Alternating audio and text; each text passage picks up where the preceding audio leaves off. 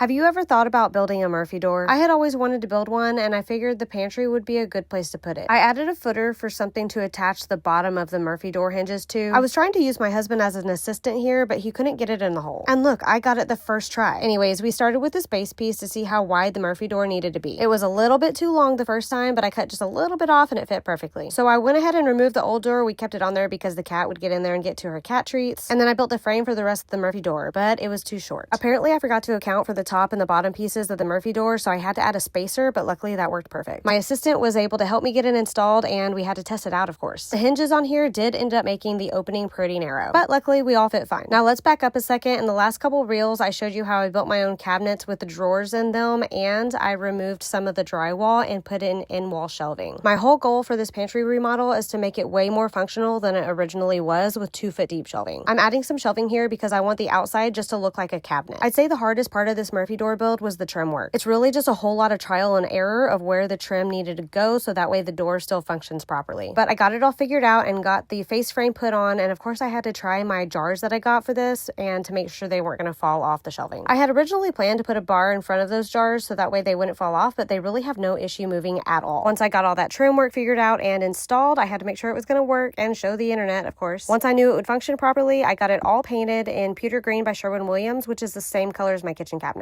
Now this part was a little bit challenging for me. I used butt hinges and I ended up chiseling out where they should go, which I've never done before. Usually I just put them right on top of the face frame, but this allows for a very small reveal. These doors had to be inset to allow for the Murphy door to open properly. And here's a reminder of where this whole pantry remodel started, and here's where it is now. I'm not somebody who can just make pretty things without making them functional, so yes, everything on the Murphy door works, and look how pretty the pantry turned out. I have a lot of people convinced that I can't fit nearly as many things in here now as I did before with the 2-foot deep shelving, but trust me, I can. If you like fun and functional DIY projects, follow me for more.